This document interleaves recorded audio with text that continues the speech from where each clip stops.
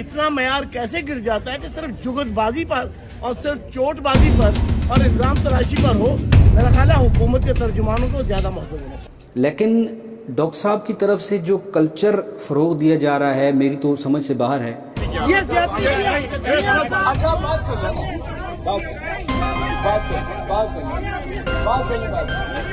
सुन मैं बहुत हैरान हुआ और ये वीडियो मैं लेट बना रहा हूँ, काफ़ी दिन पहले ये वाक़या हुआ था और मुझे ये लगता था कि डॉक्टर साहब की तरफ से अपनी इस बात की वजाहत ज़रूर की जाएगी। ये एक सड़क छाप गुंडा या लोफर जिसे आप कहते हैं वो भी बड़ी आसानी से कर सकता है। अस्सलाम वालेकुम नाजरीन, आज से कुछ दिन पहले मैंने एक वीडियो सोशल मीडिया पर देखी।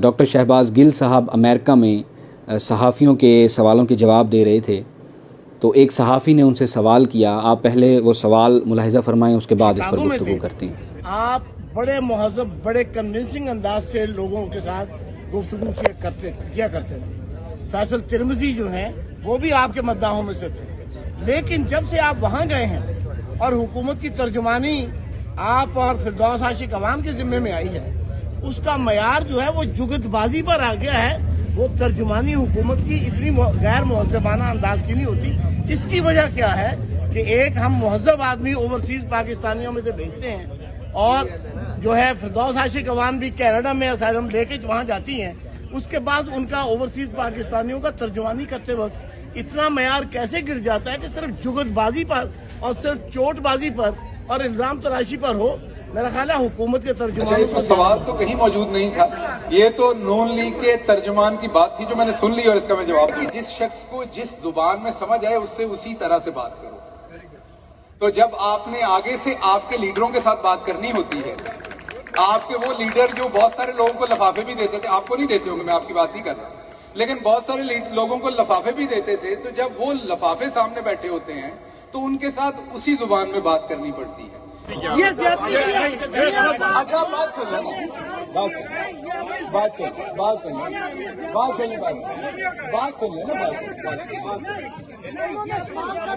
आप सवाल करें, ये आपने ज्यादती की नहीं, ये आपने ज्यादती की। आपका सवाल क्या था?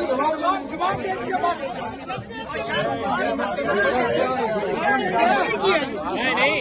$1 मिलियन क्वेश्चन था और पाकिस्तान के हर तालीम याफ्ता शख्स के जहन में ये सवाल मौजूद है कि जब से ये गवर्नमेंट आई है हमें ऐसा लगता है कि हम किसी स्टेज ड्रामे के सामने बैठे हैं।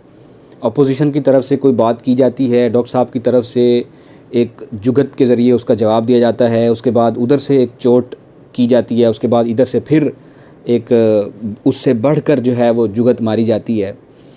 यानी अजीब सी एक सिचुएशन बनी हुई है।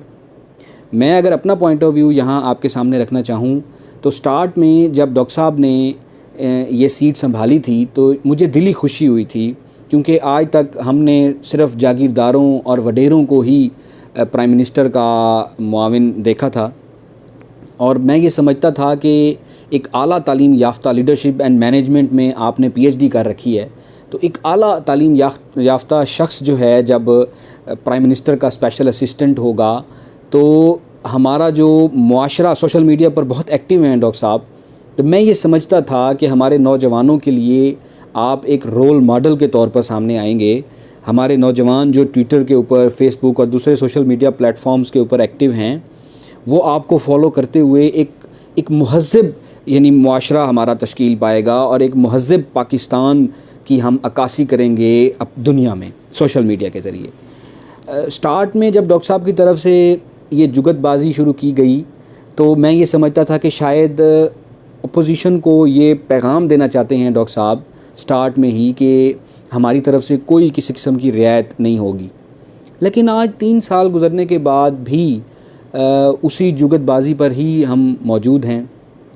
और फिर डॉक्टर साहब ने कमाल ये कर दिया जो उन्होंने जवाब दिया सहाफ़ी को कि जो जिस ज़बान में बात करे उसे उसी ज़बान में जवाब दिया जाता है। यकीन करें, एक PhD डॉक्टर के मुंह से ये अल्फाज जब अदा हुए तो मुझे बहुत मायूसी हुई कि डॉक्टर साहब अगर ऐसा ही करना था तो फिर आपको PhD करने की क्या ज़रूरत थी।